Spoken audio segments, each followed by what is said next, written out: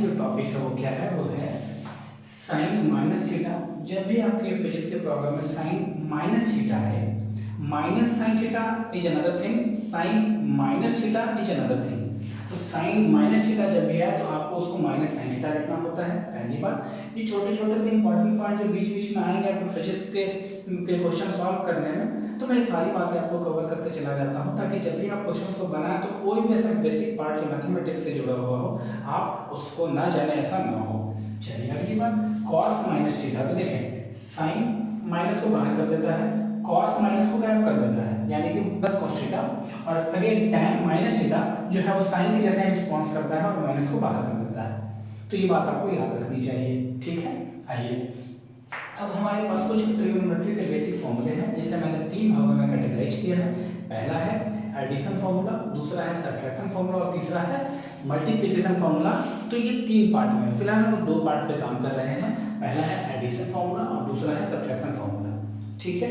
तो चलिए सबसे पहले बात कर लेना साइन a प्लस b की। तो वो क्या है, sine a into cos a plus cos a into sine b। ये सारे ट्रिग्नोमेट्री फॉर्मूले हैं और ये बहुत इंपॉर्टेंट है, आपके फिजिक्स में आएंगे, आपको इसको लिख लेना चाहिए कॉपी पर, याद भी कर लेना चाहिए, ठीक है। तो सबसे पहला कौन सा है, sine a plus b, sine into cos a plus cos a into sine b। अगला है cos a plus b, cos a into cos b minus sine into sine b। जैसा लिखा है उसे याद कर लेना है आपको, लिख करके नोट कॉपी में। tan a प्लस b होता है tan a plus tan b divided by 1 minus tan into tan b। Subtraction formula में sin a minus b sin into cos a minus cos a into sin b, cos a minus b cos a into cos a plus sin into sin b। और third है tan a minus b, जिसे हम बोलते हैं tan a minus tan b by 1 plus tan a into tan b। Into होगा यहाँ पे, into ही है दरअसल 1 plus tan a into tan b। तो ये बेसिक फॉर्मूले हो गए जिसको आपको याद रख लेना है। अब इसका यूज कहाँ करते हैं सर, तो जरा देखो तुरंत। ऐसे तो फिजिक्स में और भी बहुत सारे यूजेस हैं, बस एक यूज नहीं है कि आप साइन 75 डिग्री की वैल्यू निकालते हो या cos 15 की वैल्यू निकालते हो। ये बहुत इंपॉर्टेंट है, मान लीजिए मेरी बात, तो आप इसे लिख करके याद भी कर लेंगे। तो चलिए सबसे पहला इसी के एप्लीकेशन पर हमारे पास साइन 75 डिग्री की वैल्यू हमें निकालनी है। आ जाओ हम जानते हैं सर, अगर सॉल्यूशन करना चाहे तो बहुत आसानी से कर सकते हैं। फर्स्ट का सॉल्यूशन करना चाहे तो देखो जरा, साइन 75 लिख सकते हैं इसको हम लोग साइन 45 डिग्री प्लस 30 डिग्री, ऐसा लिख सकते हैं। 45 को a मान लो, 30 को b मान लो। तो जरा देखो तो ये बेसिक फॉर्मूला में क्या फॉर्मूला सेट हो रहा है, साइन a प्लस b क्या होगा, साइन इनटू cos b। आपको लिखना चाहिए साइन a यानी sine 45 degree, sine a into cos b cos 30 degree plus cos a मतलब cos 45 degree into sine 30 degree. बात समझ में आई क्या, sine a into cos a plus cos a into sine b. अब क्या करना है हमें, सिंपली वैल्यू रख लेना। साइन 45 की वैल्यू होती है 1/√2 इंटू कॉस 30 की वैल्यू होती है साइन 30 की 1/2, इसकी हो जाती है √3/2 प्लस कॉस 45 की 1/√2 और साइन 30 की 1/2। डन। तो जरा देखो तो इसको सॉल्व करोगे तो √3/2√2 आया है और प्लस 1/2√2 आया है, ठीक है। जब आप इसे सॉल्व करेंगे तो एलसीएम चूंकि सेम है तो आंसर आने वाला है 2√2, ऊपर में होगा 3 प्लस √3 प्लस 1, और यही आंसर आपका होता है साइन 75 डिग्री का। बात समझ में आई। तो इस तरह से साइन 75 की वैल्यू हमने निकाली। सिमिलरली हम चाहे तो cos 15 की वैल्यू भी निकाल सकते हैं अलग ट्रिग्नोमेट्री फॉर्मूले का यूज करके। कैसे, क्या मैं इसे लिख सकता हूं, cos 45 डिग्री माइनस 30 डिग्री, ये सब लिख सकते हैं। treat it as a and treat it as b। तो cos a minus b क्या होता था, cos a into cos b plus sin into sin b। Minus वाले फॉर्मूला में cos a into cos b plus sin into sin b। आइए लिख लेते हैं cos a cos 45 cos a into cos b into cos 30 degree plus sin into sin b sin 45 degree into sin 30 degree. बस अब क्या करना है, values put कर लेना। cos 45 की वैल्यू होती है 1/√2, cos 30 की वैल्यू होती है कितनी, 1/cos 30 sorry √3/2 plus sin 45 1/√2 and to sin 30 1/2। जरा देखो तो सही क्या आंसर आने वाला है हमारे पास, ये आने वाला है वही जो ऊपर आया था √3 प्लस 1/2√2। क्या मेरी बात क्लियर है, इसका आंसर आने वाला है √3 प्लस 1/2√2। अब सर यहाँ पे बात होता है कि सर इसका आंसर भी सेम आया, इसका भी सेम आया, कैसे, याद तो करो वो बेसिक ट्रिग्नोमेट्री रिलेशन जो आपने पहले पढ़ा था कैसे लिख सकते थे हम लोग? क्या इस साइंस पर ऐसे तो खैर इस फॉर्मूले से हमने इसे प्रूव कर लिया, बट इसके डेरिवेटिव थ्योरी को अपने बैक में भी पढ़ रखा है। कैसे? आ जाइए देख लीजिए। क्या साइन 75 को याद करो, मैं लिख सकता हूँ साइन 90 डिग्री माइनस 15 डिग्री, ये सब लिख सकते हैं। तो cos sine 90 degree square first क्या होगा? पॉजिटिव, लेकिन साइन का कन्वर्जन होगा इसमें कॉस में, तो जरा कॉस 15 डिग्री जरा देखो तो साइन 75 कॉस 15 ही तो होता है, इसलिए दोनों का वैल्यू सेम है। आप वहां से भी निकाल सकते थे, यहाँ से भी निकाल सकते हो कि हाँ दोनों का वैल्यू सेम होता है, बट दोनों का वैल्यू कितना होता है वो इस फॉर्मूले से निकाला जा सकता है। सिमिलरली आइए tan 15 की वैल्यू भी निकाल लेते हैं। इसी तरह से आपको होमवर्क के रूप में मैं मान लो cot 15 की वैल्यू निकालो, या इवन या मैं बोल दूं कि cot tan 75 डिग्री की वैल्यू निकालो, आप निकाल सकते हो, आसान काम है, ज्यादा कुछ हार्ड है नहीं। और चलो उसे भी देख ही लेते हैं एक बार, tan 15 की वैल्यू कैसे निकालते हैं देखिए चलो। tan 15, तो tan 15 की बात करें तो देखो जरा क्या लिख सकते हैं हम लोग, लिख सकते हैं tan 45 degree minus 30 degree, yes sir. tan a minus b तो क्या होगा? tan a tan 45 degree plus minus अगर हम माइनस होना चाहिए tan 30 degree, yes sir. tan a into tan b by 1 plus tan tan 45 degree into tan 30 degree. अब क्या करना है, हमें इसे सॉल्व कर लेना है। tan 45 की value 1 minus tan 30 1 by root 3 divided by 1 plus 1 into tan 30 1 by root 3, ठीक है। तो आने वाला है ऊपर में root 3 minus 1 by root 3 by divided by root 3, और नीचे में है रूट 3 प्लस 1 बाई रूट 3। जरा देखो तो रूट 3 से रूट 3 कटा जाएगा, root 3 minus 1 by root 3 plus 1, and this is the final answer for tan 15 degree. तो इस तरह का यूज भी आ जाता है आपको निकालने के लिए। तो ये सारी चीजें हैं जो आपको जाननी चाहिए। तो अब हम लोग क्या करने वाले हैं, अब मल्टीप्लिकेशन फॉर्मूला को भी देख लेते हैं। क्योंकि हम लोगों ने पहले एडिशन फॉर्मूला को देख लिया, फिर सब्ट्रैक्शन फॉर्मूला को देख लिया, अब मल्टीप्लिकेशन फॉर्मूला को देख लिया। जिस तरह से एक एक बेसिक मैथमेटिक्स के जितने भी पार्ट, जितने भी कैटेगराइजेशन हो सकते हैं, मैं सब करवाते जा रहा हूँ, छोटू से लेकर के बड़े बड़े पॉइंट्स तक। आप सबको प्लीज मेरी बात माने, नोट कॉपी पे बार बार मैं कह रहा हूँ लिखें और उसे याद रखें, क्योंकि आगे बहुत मजा आएगा कि जब आपने इतना कुछ कर लिया होगा। तो आ जाओ, हमारे पास फिर से फॉर्मूला आया है मल्टीप्लिकेशन का, और वो क्या है साइन 2a। अब यहाँ पे बात होती है सर मल्टीप्लिकेशन कैसे, यहाँ तो माइनस है इधर माइनस है, नहीं मल्टीप्लिकेशन मतलब इस एंगल के साथ मल्टीप्लिकेशन, इस एंगल के साथ। सिर्फ इसी तरह से मैंने जब एडिशन की बात की तो एंगल में कुछ ऐड हो रहा होगा, जब मैंने सब्ट्रैक्शन की बात की तो एंगल में कुछ सब्ट्रैक्ट हो रहा होगा। तो sine 2 times of a equal to होता है 2 sin a into cos a. इस फॉर्मूले का बहुत जबरदस्त यूज होता है। इस फॉर्मूले का मैं एक और रूप आपके सामने लिख देता हूं, जरा उसको भी ध्यान रखेंगे, प्लीज ध्यान रखेंगे, बहुत यूज होगा ये फॉर्मूला। साइन 2a, तो जरा देखो तो ये 2a है, तो ये a है और ये a है, क्लियर है। तो अगर यहाँ a है तो मैं लिखूंगा इसे 2 sin a by 2 into cos a by 2। ये बहुत इंपॉर्टेंट फॉर्मूला है, इवन वेक्टर से ही इस फॉर्मूले का यूज होना शुरू हो जाएगा, ठीक है।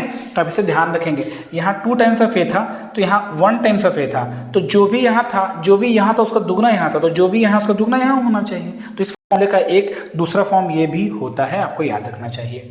अगला है cos 2a, cos square a minus sine square a, इसे ही बोलते हैं 2s cos square a minus 1, और यही फॉर्मूला जो है उसका दूसरा फॉर्म होता है 1 माइनस 2 sin स्क्वायर a। यानी इस फॉर्मूले का 3 फॉर्म है, 1, 2 और तीसरा। एक और फॉर्मूला हमारे पास है, third formula, that is tan 2a, तो वो है 2 tan a by divided by 1 minus tan square a। तो इतने फॉर्मूले हैं आपको बेसिक ट्रिग्नोमेट्री में जो आपको बिल्कुल याद रहने चाहिए। हालांकि कुछ और फॉर्मूले भी हैं जो कई बार न्यूमेरिकल सॉल्व करने के वक्त आ जाते हैं, तो टाइम टू टाइम उससे तो हम लोग बताते ही चलेंगे, बट जितना मैंने बताया हो तो एटमोस्ट कंडीशन में भी आपको याद रहना चाहिए, बिल्कुल याद ही रहना चाहिए। आइए तो इसका कुछ यूज देख लेते हैं। हमारे पास क्वेश्चन है convert following composite trigonometric function into simple trigonometric function. तो आपको दिख रहा होगा ये जो फंक्शन है ये कंपोजिट है। कंपोजिट मतलब होता है एक साथ बहुत सारे ट्रिगोनोमेट्रिक फंक्शन मल्टीप्लाई हो रहा हो या डिवाइड हो रहा है, ऐसा कुछ। तो इसे सिंपल में कन्वर्ट करना है। तो जरा देखो, तो पहला का सॉल्यूशन मैं यहाँ कर रहा हूँ, फर्स्ट का सॉल्यूशन मैं यहाँ कर रहा हूँ, इत्मीनान से देखना है, एकदम आराम से मैं लिख रहा हूँ। जरा देखना, मैं इसे लिख रहा हूँ x इक्वल टू 4 इंटू 2 लिख सकते हैं। क्यों लिख रहा हूँ अभी समझ में आएगा। 4 into 2 sign 10 pi T into cos 10 pi T. अब यहाँ से 10 पाई 2 क्यों लिखा है, ये सारी चीजें हम लोग फिजिक्स में आगे कवर करेंगे। जब हम लोग एसएचएम पढ़ते हैं, अल्टरनेटिंग करंट पढ़ते हैं, तो ऐसे बहुत सारे फंक्शंस आते हैं हमारे पास। फिलहाल उस पर ध्यान ना देते हुए बस ये देखिए कि उसको सॉल्व कैसे करते हैं, जो हमने पढ़ा उसके बिहाफ पे।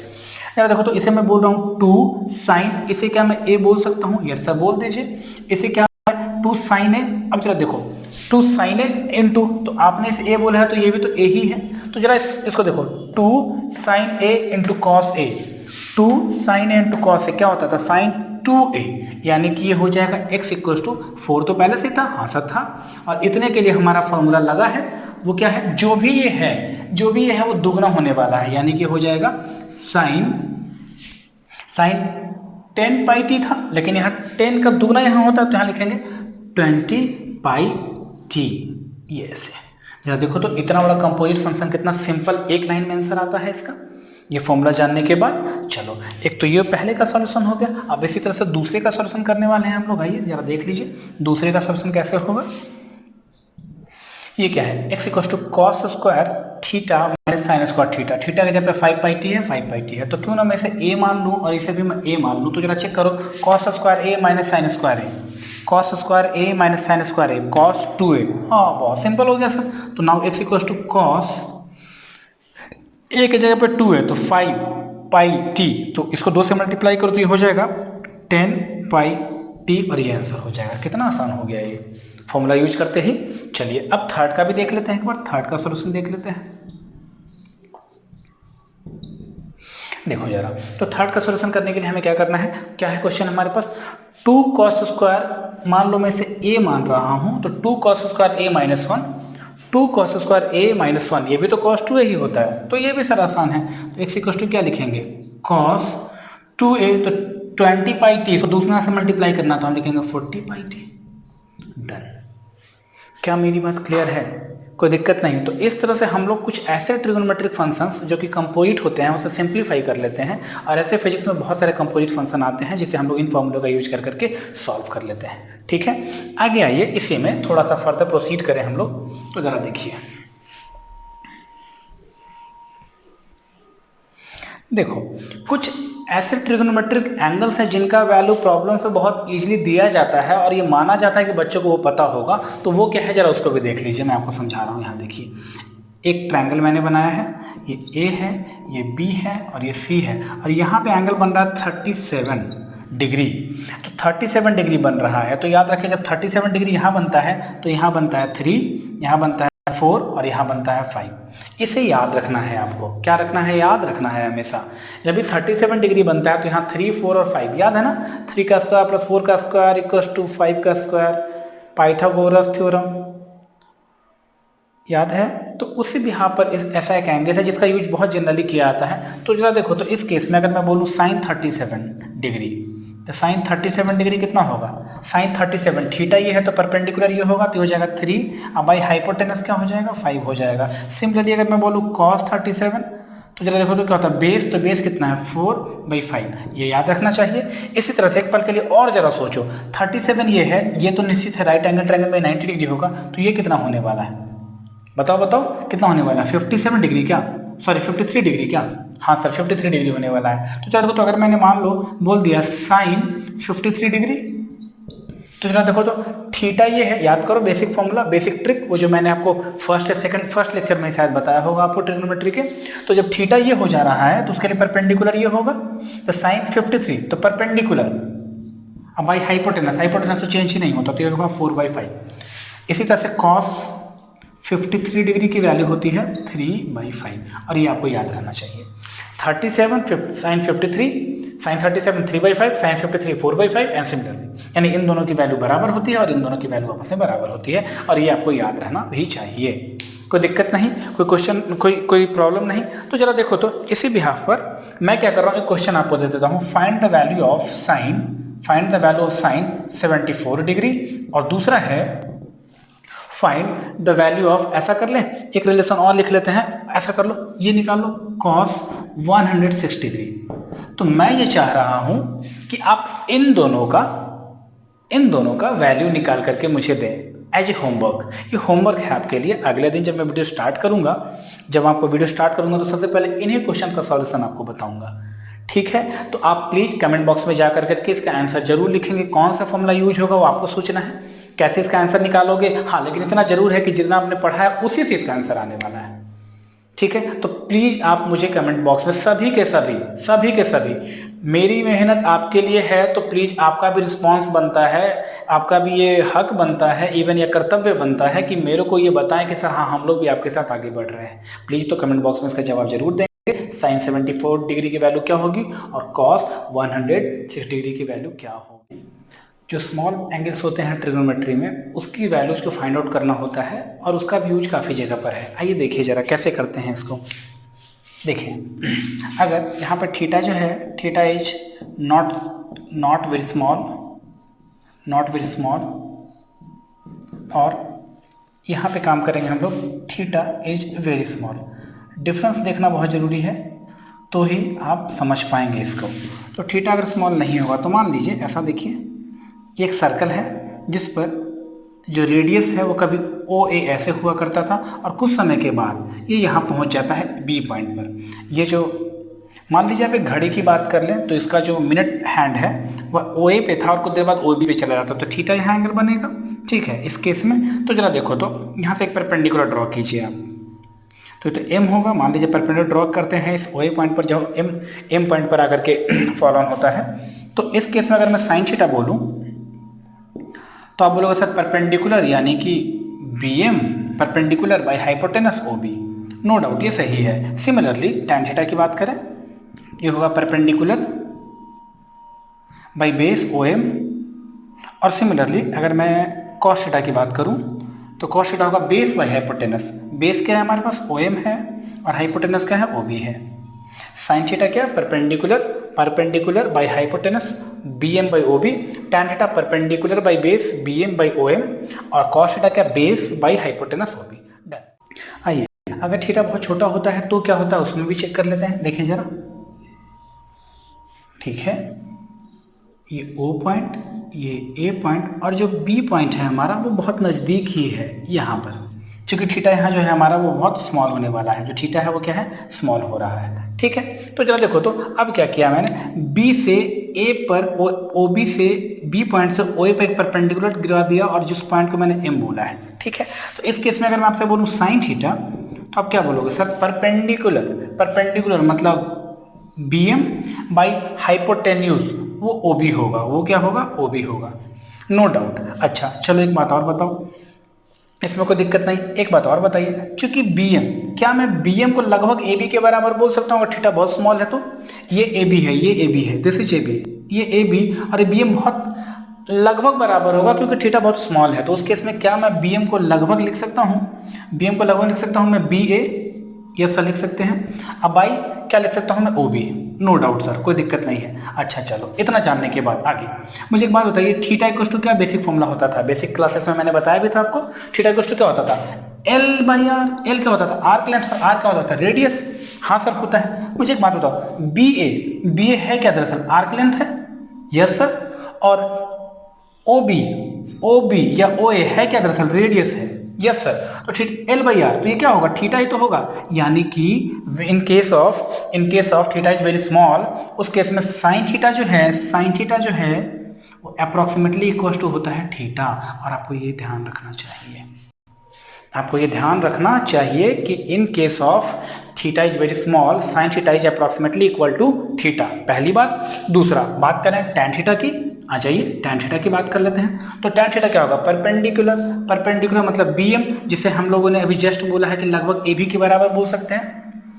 Tan theta equals to perpendicular that is BM, but BM को मैंने क्या बोला कि चूंकि थीटा बहुत स्मॉल है तो BM बराबर BA। जरा देखो यहाँ से, तो tan theta perpendicular by base क्या होगा, OA। हाँ सर होगा, और OA AB क्या था, फिर से देखो AB क्या था, आर्क लेंथ, और OA क्या है, रेडियस। तो L बाई आर, यानी ये भी अप्रोक्सीमेटली होगा थीटा। यानी जब थीटा स्मॉल होता है तो साइन थीटा भी लगभग इक्वल टू होता है थीटा, और टैन थीटा भी लगभग इक्वल टू होता है थीटा। अब बात कर लेते हैं कॉस थीटा की। किसकी बात कर लेते हैं, कॉस थीटा की। तो कॉस थीटा क्या होगा, बेस बाई हाइपोटेनस। इसमें बेस क्या है, OM। हाँ सर है। अब बाई हाइपोटेन्यूज क्या है, OB। ठीक है, OB। अब एक बात समझो, अगर थीटा बहुत स्मॉल है तो जो B है वो B इस पॉइंट को, ये बहुत नजदीक आएगा A के, तो वहां से आप परपेंडिकुलर ड्रॉ करो तो जो M पॉइंट है वो A की तरफ नजदीक आ जाएगा। फिर से एक बार, थीटा जब बहुत स्मॉल होगा तो बी पॉइंट ए के नजदीक होगा, तो ए के नजदीक होगा तो उस केस में बी से जब ए पे परपेंडिकुलर ड्रॉ करोगे तो एम पॉइंट पे ना करके ए पे ही हो जाएगा। हाँ सर, तो क्या ओ एम को लगभग लिखा जा सकता है?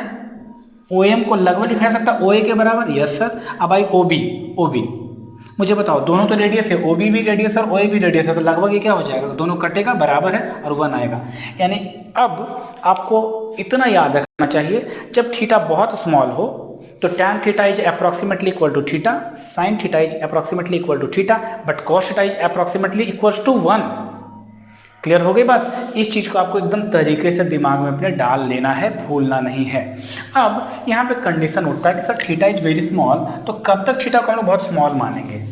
कब तक हम लोग थीटा को बहुत स्मॉल मानेंगे? तो मैं दो नोट्स लिख देता हूँ, दो नोट लिख देता हूँ। नोट नंबर 1, जब थीटा जो है वो लेस देन 10 डिग्री हो तो आप उसे क्या बोलोगे? थीटा स्मॉल माना जाएगा, पहली बात। दूसरी खास बात क्या है कि यहाँ पर जितना भी जगह पर यहाँ जो भी थीटा है, जहाँ भी थीटा का यूज किया जा रहा है, ये भी जो थीटा है, theta must be in radian, degree में नहीं होना चाहिए, मस्ट बी इन रेडियन। अच्छा, तुम बोलोगे सर अगर मान लो डिग्री में दे दिया तो, जैसे मान लो मुझे दे दिया सर साइन 2 डिग्री, निश्चित है तो डिग्री, यहाँ 2 डिग्री तो छोटा है, 10 से छोटा है तो स्मॉल माना जाएगा। तो यहाँ पर क्या approximately sine 2 degree equal to approximately 2 बोलेंगे ना? नहीं, बिल्कुल नहीं, ये डिग्री में है तो first you have to convert into what? Radian. नहीं आया समझ में? First you have to convert into what? Radian. तो सबसे पहले आप इसे रेडियन में कन्वर्ट करो, ये लिखना गलत हो जाएगा। आपको सबसे पहले 2 डिग्री को किस में कन्वर्ट करना होगा? रेडियन में कन्वर्ट करना होगा, उसके बाद वह उसकी वैल्यू दी जाएगी।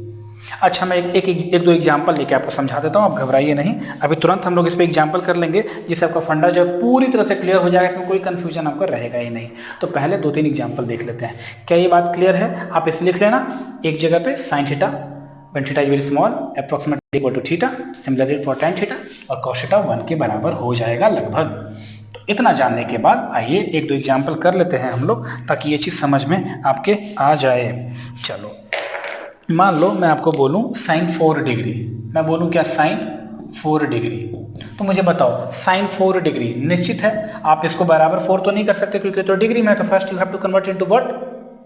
रेडियन। तो रेडियन में कन्वर्ट करने के लिए बेसिक तरीका क्या था कि डिग्री को पाई बाई 180 से मल्टीप्लाई कर देना है। कितने से मल्टीप्लाई कर देना है? पाई बाई 180 से। तो इसे लिखेंगे sine 4 into pi by 180 degree. Yes sir, इसे जब कट करोगे तो ये आएगा 45, तो ये आ जाएगा पाई बाई 45, और ये रेडियन में है, नहीं आया तो ये उसकी वैल्यू देगा। यहाँ पे आपने क्या कर दिया? डिग्री को रेडियन में कन्वर्ट कर दिया। This is approximately equal to pi by 45, this is your answer. ठीक है, इसी तरह से मान लो अगर मैं साइन 2 डिग्री की बात कर लूँ, या मान लो मैं tan 2 डिग्री की बात कर लूँ, या मान लो मैं cos 2 डिग्री की बात कर लूँ, तो cos 2 डिग्री की, तो इसे आपको कन्वर्ट करने की तो कोई जरूरत है नहीं, क्योंकि इसका वैल्यू तो सीधे सीधे आपको लिखना चाहिए। थीटा बहुत स्मॉल है तो सीधे इसकी वैल्यू कितनी होने वाली है? लगभग 1 होने वाली है। हाँ सर, आसान है ये, क्योंकि cos थीटा के लिए तो हम लोगों ने बोला कि भाई वो उसको कन्वर्ट करने की जरूरत नहीं है, क्योंकि वो तो 1 की वैल्यू दे देता है, वो तो उसका वैल्यू फिक्स हो रहा है। बट इसके वैल्यूज तो बदल देंगे, तो बदलेंगे तो कैसे? तो थीटा यहाँ पे रेडियन में ही होना चाहिए, एकदम याद रखेंगे इस बात को। चलिए एक दो एग्जाम्पल और ले लेते हैं ताकि आपका पूरा फंडा क्लियर हो जाए। लेट सपोज मैंने ले लिया है tan 2 डिग्री, ले लो tan 2 डिग्री। तो tan 2 डिग्री, तो क्या यहाँ पे बराबर 2 लिखेंगे? बिल्कुल नहीं लिखेंगे। तो क्या करेंगे सर? कन्वर्ट करेंगे। कर दिया, कितना? 2 डिग्री को किसमें? रेडियन में। तो रेडियन में कन्वर्ट करने के लिए क्या करते हैं? डिग्री को मल्टीप्लाई करते हैं पाई बाई 180 से, ये कटेगा तो 90 टाइम्स, तो ये हो जाएगा tan पाई बाई 90, और अब चूंकि थीटा बहुत स्मॉल है तो ये अप्रोक्सीमेटली कुछ होगा पाई बाई 90, और ये आपका आंसर होना चाहिए। कोई दिक्कत नहीं, कोई कंफ्यूजन नहीं। तो इस बिहाफ पर मुझसे 2-4 होमवर्क ले लो आप, जिसको आपको निकाल के आना चाहिए। तो चलो जरा मैं होमवर्क दे रहा हूं। पहला आप निकाल लेना साइन 2 डिग्री, ठीक है। दूसरा निकाल लेना आप tan 4 डिग्री, और तीसरा निकाल लेना आप cos 5 डिग्री। इन तीनों की वैल्यू मुझे आपसे चाहिए अगले वीडियो लेक्चर में, जब हम लोग स्टार्ट करेंगे तो इसका और उसका वैल्यू मुझे आपसे चाहिए, तो आप प्लीज इसको निकाल लेना, ठीक है। तो ये बेसिक फंडे थे ट्रिग्नोमेट्री के, जो आपको जानने चाहिए। अब हमारे पास अगला जो पार्ट बचता है उसमें बेसिक ट्रिग्नोमेट्री का ग्राफ है। क्या है?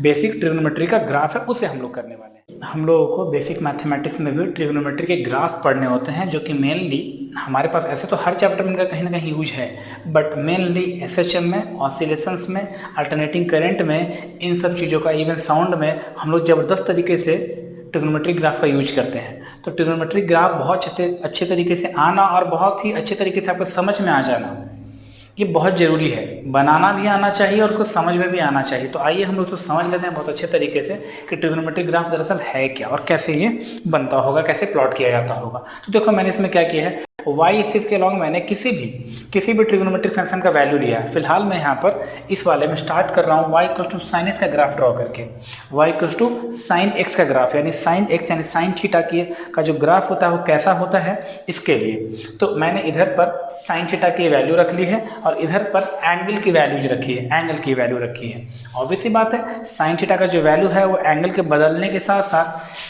एंगल्स के बदलने के साथ साथ इसका जो वैल्यू है वो बदलते चला जाता है। आपको दिख रहा होगा बदलते चला जा रहा है, इसीलिए। ठीक है, तो आ जाओ जरा देखें, ये π/2 इसे आप डिग्री में 90 डिग्री बोलते हो, ये पाई है इसे 180 डिग्री बोलते हो, 3π/2 को आप 270 डिग्री बोलते हो और इसे 360 डिग्री बोलते हो। यही तो बोलते हो, डिग्री में तो आप यही बोलते हो, है ना। चलो आ जाओ, अब हम लोग क्या करने वाले हैं, ग्राफ प्लॉट करने वाले हैं। सबसे पहले देखो, जब थीटा 0 डिग्री था तो साइन थीटा क्या था, 0 था, यानी ये भी 0 तो ये भी 0। जब ये थीटा 0 डिग्री था तो साइन थीटा की वैल्यू भी 0 थी। तो थीटा इस पर एंगल इस पर प्लॉट किया गया तो वो क्या होना चाहिए, 0। उस समय साइन थीटा की वैल्यू क्या होनी चाहिए, 0, यानी कि पहला पॉइंट मुझे यहाँ मिलेगा, कोई दिक्कत नहीं। अगली बात, जब एंगल 30 डिग्री था तो उसमें वैल्यू क्या था साइन थीटा का, 0.5 यानी आधा था। चलो देखो, तो 30 डिग्री तो ये है और 0.5 कहाँ है, दिस इज 0.1, 0.2, 0.3, 0.4, 0.5, यानी कि ऐसा है ना, ये पॉइंट मिलेगा हमें, ये वाला ऐसा, इस तरह से ये पॉइंट हमें मिल गया। ये है आपका 30 डिग्री और 0.5, ये 30 डिग्री एंगल हो गया और वैल्यू उसकी 0.5 हो गई। आगे बात करें 45 डिग्री की, 45 डिग्री मैंने यहाँ पे पहले से प्लॉट कर रखा है। 45 डिग्री पे कितनी वैल्यू होती है, 0.707, यानी कि 0.7 से थोड़ा सा ज़्यादा। ये कब वैल्यू होती है, जब आप 45 डिग्री साइन थीटा की वैल्यू 45 डिग्री, थीटा की वैल्यू 45 डिग्री ले दो। तो अगला थर्ड पॉइंट हमें यहाँ मिल रहा है, नो डाउट सर, कोई दिक्कत नहीं। अगली बात 60 डिग्री पर, 60 डिग्री मैंने यहाँ प्लॉट कर रखा है। 60 डिग्री पर वैल्यू कितनी होती है, 0.866, यानी 9 से थोड़ा सा कम और 0.85 से ज़्यादा। तो ये करीब करीब यहाँ आएगा इस तरह से, 9 से कम होना चाहिए। और ये है आपका ये सारा प्लॉट इस तरह से, है ना। मैं थोड़ा रफ बना रहा हूँ, बट आप इसको स्केलिंग करोगे तो बिल्कुल एग्जैक्ट वैल्यूज और एग्जैक्ट ग्राफ आपके पास आएगा भी। और 90 डिग्री पर ये कितना आ रहा है, वैल्यूज का 1 आ रहा है। तो 90 डिग्री हमारे पास π/2, जिसे रेडियन में बोल रहा था, डिग्री में 90 डिग्री है। इसके लिए यहाँ पे आने वाला है प्लॉट हमारा कुछ इस तरह से, देखिए जरा, ये इस तरह से, और यहाँ पे पहुँच गया है। क्लियर है, इसमें कोई दिक्कत नहीं। इसके बाद याद करो, ट्रिग्नोमेट्रिक फंक्शन हम लोगों ने अच्छे तरीके से पढ़ा है। सेकंड क्वाड्रेंट में साइन क्या होता है, पॉजिटिव ही होता है। यस सर, पॉजिटिव होता है। याद कीजिए, साइन 120 डिग्री की वैल्यू, साइन 120 डिग्री की वैल्यू अगर आपको याद हो तो आप ध्यान रखेंगे, तो साइन 120 की वैल्यू जो होती है वो भी होती है कितनी, 120, 0.866 √3/2। याद करो, मैंने बता दिया आपको, सिखा दिया है। फिर 135 की वैल्यू की बात करें, साइन 135, उसकी वैल्यू 0.707 हुआ करती थी। उसके और आगे बढ़िए, उसके बाद उसकी वैल्यू 0.5 हुआ करती थी और फिर साइन 180 की वैल्यू अगेन 0 हो जाया करती थी। ठीक है, तो जरा देखो, तो 90 तक तो मैं इसे ग्राफ को रफली प्लॉट कर देता हूँ। चलो, इसके लिए मैं ब्लू मार्कर यूज कर रहा हूँ। तो ये कुछ इस तरह से, ऐसे ऐसे ऐसे, और ये लास्ट में ऐसा, ये ग्राफ हमारे पास ऐसा आया है इस तरह से, बिल्कुल फ्री हैंड से मिलाना है। अब आगे, इसके आगे आपको याद होगा तो π/2, इसके बाद 60 के बाद 90, 90 के बाद 120 डिग्री, फिर कितना 135, फिर कितना 150, है ना। और इस तरह से ये लास्ट में आ जाता है हमारे पास 180 डिग्री, है ना। तो 180 डिग्री, तो इसके कॉरस्पॉन्डिंग आपको याद होगा डाटा, तो मैं आपको पहले ऐसे बता दूं, मुझे तो याद है ना। साइन 120 की वैल्यू √3/2 होती है, तो ग्राफ अगला जो होगा वो इस पॉइंट पे मिलेगा, इस तरह से। और अगर मैं एक बार फिर अगले की बात करें तो वो कुछ इस तरह से मिलता है ना, इस तरह से नीचे में इस जगह पे ऐसा मिलता है अगला पॉइंट। फिर अगला जो पॉइंट है वो कुछ इस तरह से मिलता है, मिरर इमेज के जैसा, है ना, और फिर लास्ट वाला एक पॉइंट यहाँ मिलता है। यानी कि जो आपका ग्राफ है वो इस तरह से आते आते, आप वैल्यूज को रखना जरूर, इस तरह से आने वाला है, ऐसे, ऐसा बिल्कुल इस तरह का शेप आता है ग्राफ का। फ्री हैंड इसलिए थोड़ा सा इसमें कर्व का फर्क पड़ रहा है, ये बिल्कुल इस तरह से ग्राफ आता है, जरा देखें, इस तरह से बिल्कुल ऊपर टच होगा ऐसे, और ये ऐसे बिल्कुल यहाँ आकर के 1π/2 पे मिल जाएगा। ठीक, तो यहाँ से यहाँ तक, यहाँ से यहाँ पे वैल्यूज रखते चले गए एंगल के साथ और यहाँ मिला दिया है। ठीक है, कोई दिक्कत नहीं। अब अगली खास बात क्या है हमारे पास जो आपको जानना चाहिए,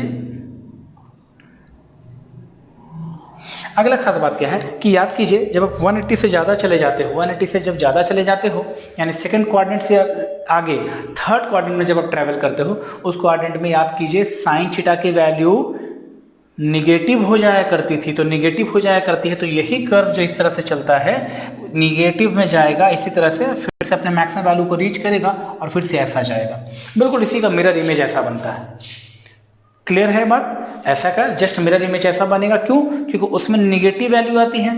जैसे यहाँ पर जो वैल्यू आ रही है इस जगह पर वो 1/2, तो इस जगह पे आता था -1/2। आप चेक कर लेना वैल्यूज को, मैंने सब निकाल करके आपको दे दिया है। तो इस तरह से ग्राफ साइन थीटा का हम लोग बना पाते हैं, वैल्यूज के अकॉर्डिंग एंगल्स को वेरिएट करवा देते हैं और सारे पॉइंट्स को मिला देते हैं, तो इस तरह से कर्व बनता है। और इसी तरह से कर्व फिर आगे ऊपर, फिर उतना ही देर नीचे, और लगातार ऐसा ही चलता रहेगा। ये ग्राफ था आपका y = sin x का, y = sin x का ये ग्राफ होता है। बात समझ में आई?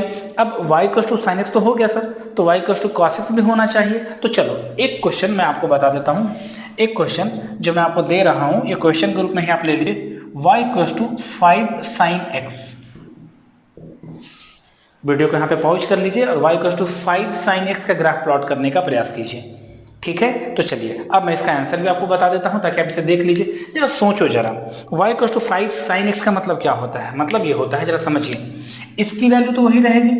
अगर इस जगह पे मैं बोलूँ, गौर से सुनेंगे मेरी बात, अगर इस जगह पे मैं बोलूँ x यानी एंगल जो कि 0 डिग्री है, तो ये हो जाएगा साइन की पूरी वैल्यू 0। तो जब y = 0 when theta = what? Theta = what? 0 degree. फिर y = थीटा कितना लेना है? 30 डिग्री। तो 30 डिग्री पर y की वैल्यू कितनी हो जाएगी? जरा गौर से समझें, बहुत अच्छे तरीके से समझें। साइन थीटा 30 डिग्री पे कितना? 0.5। तो यहाँ तो ये होगा 5 × 0.5। क्यों? क्योंकि 5 sin x की वैल्यू तो 0.5, तो ये हो जाएगा कितना? 2.5। नहीं आया, तो 0.5 × 5, यानी कि आपने यहाँ पर जो प्लॉट, ये वाला प्लॉट आया था 30 डिग्री पे, बट ये प्लॉट यहाँ ना जा कर करके ये 5 के वैल्यू से मैग्नीफाई हो जाएगा। क्या मेरी बात क्लियर है? 5 के वैल्यू से क्या हो गया? ये मैग्नीफाई हो गया। This is 5। क्यों? क्योंकि आपने से ये वैल्यू तो सेम ही है, बट ये 5 आगे मल्टीप्लाई किया था इसलिए। अगेन इसी तरीके से अगर मैं बात करूं, थीटा = 45 डिग्री, तो y = कितना हो जाएगा? y = हो जाएगा 5 टाइम्स साइन 45 की वैल्यू कितनी हो रही थी? 0.707 ना, 5 टाइम्स 0.707। जरा देखो तो, ये पॉइंट ये था ना 0.707, इस वाले पॉइंट को हमने 0. अभी 5 गुना बढ़ जाएगा, 5 गुना बढ़ जाएगा, यानी कि ये वाला पार्ट जो है 5 गुना बढ़ चुका है। सिमिलरली ये पॉइंट इस तरह से 5 गुना बढ़ जाएगा, इस तरह से ये भी 5 गुना बढ़ जाएगा, इस तरह से ये भी 5 गुना बढ़ जाएगा, और ये लास्ट में तो फिर 0 ही होना। यानी कि जो ग्राफ है y = sin x और y = 5 sin x, दोनों का शेप सेम आएगा। कैसे? जरा मिला के देख लो, ये ऐसा आएगा, ऐसा, ये शेप ऐसा आएगा, और उसके बाद फिर ग्राफ ऐसे आएगा, ऐसे, इस तरह से 0 से स्टार्ट होकर बिल्कुल ग्राफ ऐसे आएगा। शेप सेम है, लेकिन डायमेंशन चेंज हो गया है। जो डायमेंशन है वो 5 टाइम्स बढ़ चुका है। यानी कि जब भी कोई आपको बोले y = sin थीटा का ग्राफ बनाइए और y = 10 sin थीटा का ग्राफ बनाइए, तो दोनों का ग्राफ का शेप, आकार तो सेम होगा, लेकिन साइज जो है वो एक 10 टाइम्स ज्यादा मैग्नीफाइड होगा और एक जो है वो नॉर्मल रहेगा, जैसा मैंने यहाँ पे बनाया है। क्लियर है? तो क्या मैं ये मान के चलूं कि y = sin x और y = 5 sin x का ग्राफ आप आसानी से प्लॉट कर सकते हो। अब तुम बोलो सर यहाँ पे 5 ही क्यों लिया सर, 2 क्यों नहीं ले सकते? 2 भी ले सकते हैं, 3 भी ले सकते हैं, 4 भी ले सकते हैं, कुछ भी ले सकते हैं। बस फर्क क्या पड़ना है कि जो हर एक वैल्यू जो था उतना टाइम से मल्टीप्लाई हो जाएगा, उतना टाइम से मैग्नीफाई हो जाएगा। बात समझ में आई? तो ग्राफ का जो शेप है वो थोड़ा सा पहले से शेप तो सेम होगा, बट उसका मैग्नीट्यूड है वो अपलिफ्ट हो जाएगा उतने टाइम से जितना आपने साइन थीटा के आगे मल्टीप्लाई किया हुआ होता है।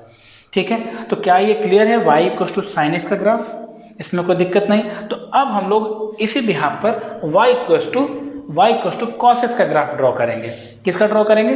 y equals to cos x का ग्राफ ड्रॉ करेंगे। आइए क्या फर्क पड़ता है दोनों के ग्राफ में अच्छी तरह से जान लेते हैं। तो देखिए जरा, बेसिक सारी चीजों को अभी मिटा देता हूं।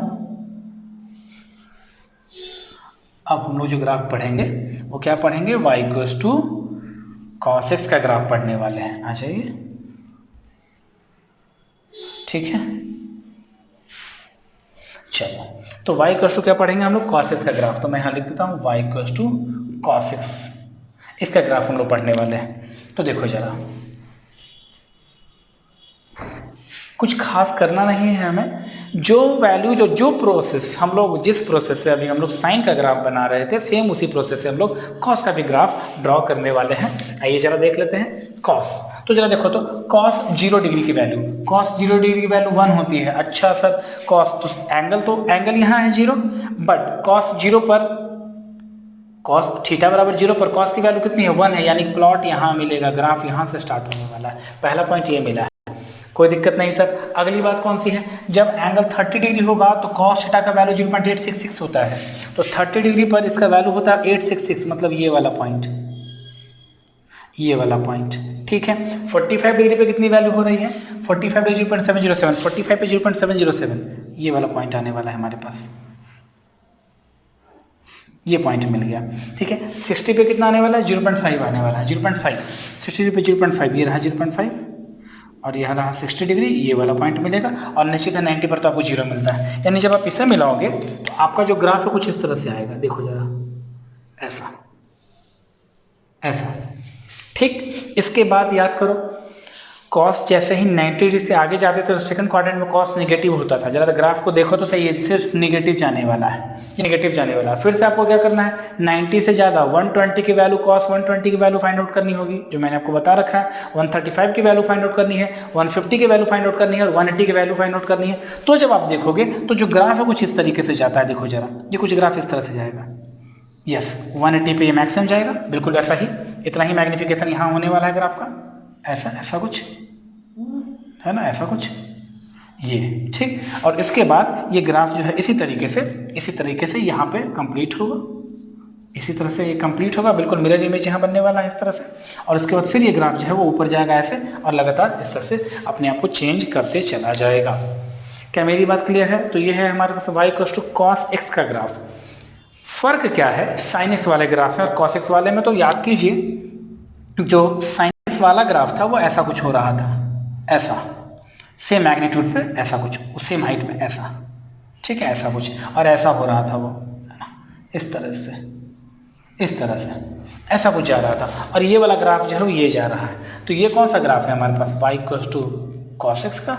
और ये कौन सा ग्राफ है? y equals to sin x का। तो देखिए, दोनों का जो मैक्सिमम वैल्यू है वो सेम है, क्या है? 1 है। बट दोनों का स्टार्ट में फर्क है।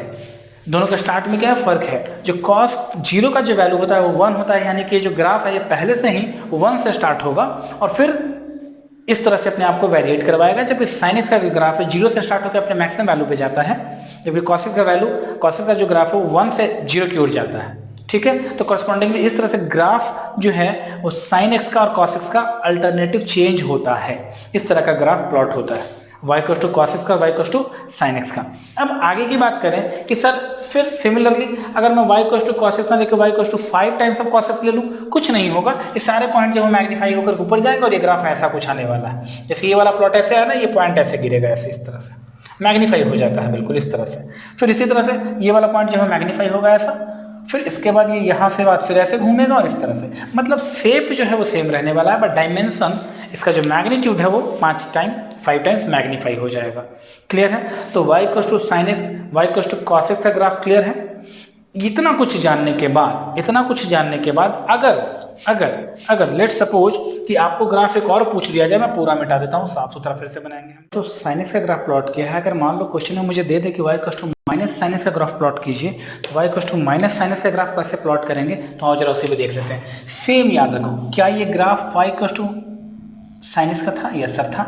But y equals to minus sin x मुझे चाहिए, तो y equals to minus sin x, तो y equals to minus sin 0 degree, -0 तो होता नहीं, सिर्फ 0 लिखा जाएगा, y equals to minus sin अगली वैल्यू क्या 30 डिग्री, तो 30 की वैल्यू तो 1/2 यानी 0.5, तो ये हो जाएगा -0.5 y equals to minus sine 45 degree, 45 degree की वैल्यू होती है 0.707, तो ये हो जाएगा -0.707, यानी कि जो चीज़ हम लोगों ने ऊपर में प्लॉट किया है सेम वही सारी चीज़ें जो है वो नीचे में प्लॉट होती चली जाएंगी उतनी ही दूरी पर। इस तरह से बात समझ में आ रही है क्या? इसी तरह से सेम टू सेम, यानी कि जो मेरा ग्राफ है जैसा पहले बना था जस्ट उसका रेसिप्रोकेट हो जाएगा और कुछ इस तरह से बनेगा, कुछ इस तरह से बिल्कुल मिरर इमेज बनेगा ऐसा सेम उसी चीज का। क्यों? क्योंकि y equals to sin x है, तो ये हो जाएगा y equals to minus sine x. ठीक, y equals to minus sine x. अब बात उठती है सर यहाँ के बाद क्या होगा, तो याद करो साइन थीटा 180 से ज्यादा जैसे ही ज्यादा थर्ड क्वाड्रेंट में जाता है तो नेगेटिव होता है, तो नेगेटिव तो वहां से कहा गया और एक फॉर्मूला में पहले से ही है, मतलब जो हमें क्वेश्चन है उसमें पहले से है, तो माइनस माइनस प्लस, तो ग्राफ यहाँ से प्लॉट प्लस के डायरेक्शन में जाएगा और कुछ ऐसा शेप बनाएगा। तो क्या बात समझ में आई कि y equals to minus sine x अगर आपसे कोई पूछ ले तो उसे कैसे प्लॉट करेंगे? डन, जस्ट उसका उल्टा कर देना है, जैसा हम लोगों ने साइन प्लस साइन इसका बनाया उसका उल्टा बना देंगे तो y equals to minus sine इसका ग्राफ बन जाएगा। अब आगे अगर मान लो किसी ने लेट वन सपोज, चलो ये तो साइन एक्स वाली बात होगी सर, अगर किसी ने कॉस एक्स के बारे में पूछ लिया तो फिर क्या जवाब देंगे? उसके लिए भी बहुत आसान है, सेम प्रोसेस है। y इक्वल्स टू हम लोग ड्रॉ करने वाले हैं y equals to minus cos x. Okay sir, y equals to minus cos x, तो जरा याद तो करो अभी जस्ट हम लोगों ने क्या बना लिया, ये मान लो हो गया हमारे पास 90 डिग्री, ये हो गया 180 डिग्री, ये हो जाएगा 270 degree and again this is 360 degree. ठीक है, तो जरा देखो, तो पहला आपको याद होगा ये 1 है, तो अगर ये 1 है तो ग्राफ ऐसे था, उसके बाद फिर ग्राफ ऐसे था cos x का, उसके बाद फिर ऐसे था इस तरह से। तो ये क्या था graph y equals to cos x। तो जब आपने माइनस कर दिया तो क्या करेंगे सर? कुछ नहीं करना है आपको, जस्ट उसको रेसिप्रोकेट कर दीजिए, पलट दीजिए ग्राफ को, इसका मिरर इमेज बना दीजिए, तो जो ग्राफ है कुछ ऐसा बनेगा, ऐसा फिर ऐसा एंड फिर ऐसा, इस तरह से। क्या मेरी बात समझ में आई? इसका शेप थोड़ा अच्छा होना चाहिए, इस तरह से कुछ ये। तो ये किसका ग्राफ हो गया? ये हो गया graph y equals to minus cos x का। सेम है भाई, वैल्यूज वगैरह तो सेम है, बट अब जो वैल्यू आपको प्लस में मिल रही थी वो माइनस में मिलने लगेगी तो नीचे चला जाएगा और ग्राफ इस तरह से प्लॉट हो जाएगा। तो y equals to minus cos x, y equals to cos x का ग्राफ क्लियर है, तो दिक्कत नहीं। अब मान लो कॉस एक्स में किसी ने 5 से मल्टीप्लाई कर दिया, y equals to 5 cos x, तो हर एक पॉइंट जो है वो 5 टाइम्स मैग्नीफाई होकर ऊपर चला जाएगा, तो शेप कुछ इस तरह से आ जाता है जैसा मैंने पहले बताया आपको। क्लियर है बात? तो ये हो गया हमारे पास कॉस एक्स का ग्राफ है, y equals to sine 2x का ग्राफ, तो कैसे प्लॉट करेंगे? y equals to 2 times sine x का ग्राफ हमने पढ़ लिया है जो कि अलग चीज है, और y equals to sine 2 times of x अलग चीज है। दोनों को ध्यान रखें, दोनों के ग्राफ में बिल्कुल डिफरेंस आने वाला है, और क्या डिफरेंस आएगा आइए इसे देख लेते हैं।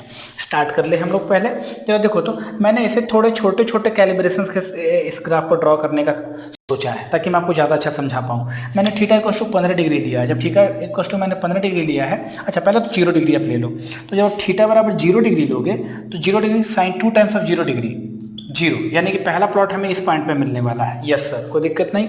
अगले वाले में थीटा इक्वल्स टू 15 डिग्री लीजिए, थीटा इक्वल्स टू 15 डिग्री तो हमने लिया, तो ये आएगा साइन 2 × 15 यानी 30 डिग्री, साइन 30 की वैल्यू तो 0.5। ठीक, तो 0.5 जैसे 0.5 और इससे हम लोगों ने इस वाले पॉइंट को प्लॉट कर लिया।